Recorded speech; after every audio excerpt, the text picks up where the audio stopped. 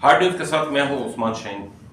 और आज हमारा जो तजिया है, जो हम बातचीत करेंगे सियासी मैदान के हवाले से करेंगे, पार्टियों में ग्रुपबंदी के हवाले से करेंगे, कुछ महंगाई के हवाले से करेंगे और आने वाले मुस्तकबिल के हवाले से करेंगे। तो इस पर जो हमारे साथ तजिया निगार हैं डॉक्टर आरिफ मौजूद हैं। पहले तो डॉक्टर साहब बहुत बहुत शुक्रिया।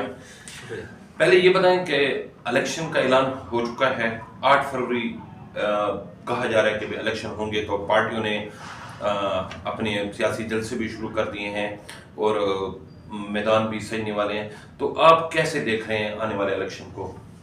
बिस्मिल्लाहिर्रहमानिर्रहीम। उस्मान भाई, आपका बहुत शुक्रिया कि आपने दावत दी। तो बिल्कुल ऐलान हो चुके, आपने ठीक फरमाया। और एक गहमा गहमी शुरू भी हो चुकी है अंदरूनी खाना और ज़ाहिरन भी। तो इलेक्शन अगर हो गए, चूँकि अभी भी टाइम बहुत पड़ा है, बाज़ दफ़ा कुछ ऐसे मामला हो जाते हैं कई कि इलेक्शन पोस्टपोन या आगे या कुछ कमी पेशी हो जाती है। चूँकि जो डेट दी हुई है ना 8 फरवरी, उसमें गालिबन काफ़ी जो ठंडे इलाके हैं हमारे, वहाँ पे ठंड भी हो सकती है। इस तरह इस चीज़ को निशानदेही मौलाना फजल रहमान ने भी की है और भी कुछ पार्टी क़यादत ने इस चीज़ पे डिस्कस की है। तो ये चीज़ें जहन में रखनी चाहिए। कन्फर्म डेट तो मैं तो इसको कम अज़ कम नहीं कह सकता, एक अपनी ज़ाती राय की हैसियत से। तो बाकी अगर इलेक्शन हो गए तो ज़ाहिरन तो ये इलेक्शन अच्छी हैं। और दूसरी बात यह कि ये इलेक्शन जो है इस दफ़ा ये काफ़ी महंगे इलेक्शन होंगे, चूँकि अवाम में शऊर भी आ चुका है और वो आप डिमांड भी करते हैं। और एक मज़े की बात मैं आपको बताऊं कि अक्सर दफ़ा होता है कि जैसे अब मौजूदा हालात में लोड शेडिंग के मामला शुरू हैं, तो ऐसे होता था कि ये सियासतदानों के पास लोग जाते थे या उनके पास कोई गैस की लोड शेडिंग हो गई या किसी भी मामला के लिए, तो वो आजकल वो चीज़ नहीं देखी जा रही। खुद अवाम खामोश हैं, तो ये देखते हैं ये खामोशी कैसे होती है और कितने तक जारी रहती है। अच्छा, जमीयत के हवाले से बताया जा रहा है कि जमीयत अंदरूनी तौर पर धड़ेबंदी का शिकार हो चुकी है। इलेक्शन आए ही हैं और ग्रुपबंदी शुरू हो चुकी है। बेसिक इस ग्रुपबंदी की वजह क्या है? अच्छा, बास का कहना है कि कफील निज़ामी बिजनेसमैन है, सियासतदान नहीं है और इत्तफाकी तौर पे वो जो है तहसील मेयर के इलेक्शन के हवाले से सियासत में आए थे। तो इस हवाले से आप क्या कहेंगे कि जमीयत के अंदर धड़ेबंदी का खात्मा किस तरह होगा? जिस तरह आपने फरमाया कि इलेक्शन के बाद ख़ासकर बतौर ख़ास डेरा इस्माइल खान ने हमारा जमीयत के बारे में कुछ एमओए शुरू हैं। और वो इसमें उसकी वजह सबसे बड़ी ये है कि यहाँ पर कैंडिडेट काफ़ी ज़्यादा हो गए थे।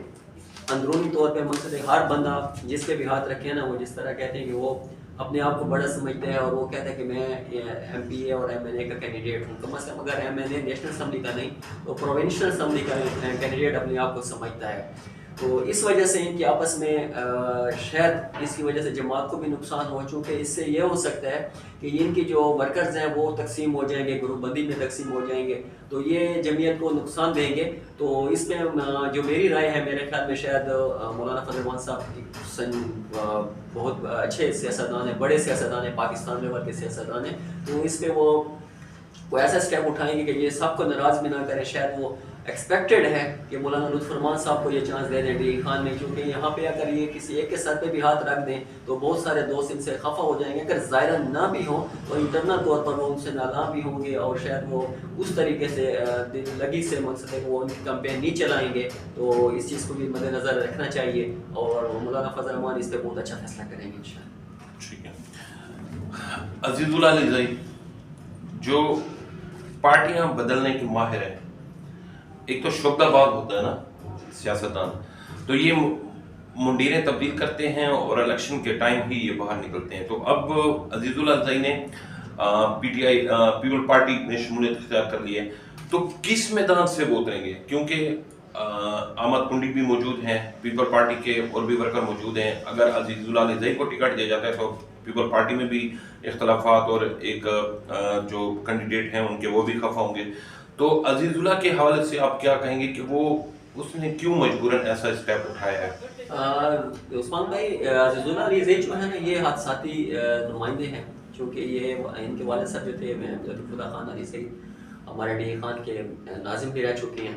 तो वो उनका जो बेसिकली मुताल्लक था वो पाकिस्तान पीपल्स पार्टी से बुनियादी तौर पर पहले था और वो उनके लिए एक कहते थे कि डी खान में वो जियाली भी समझे जाते थे और उनके किरदार भी था और पार्टी क़यादत उनकी कदर भी करती थी। तो उनके वफ़ात के बाद ये आए अजीजुल्लाह अली साहब। तो इन्होंने ये भी एक दफ़ा नाज़िम रह चुकी हैं, मगर ये सिर्फ इनको जो हमदर्दी का वोट मिला था एट दैट टाइम, उसकी वजह से ये मंजर आम पर आए और इन्होंने कुछ वहाँ पे फतूहात हासिल की।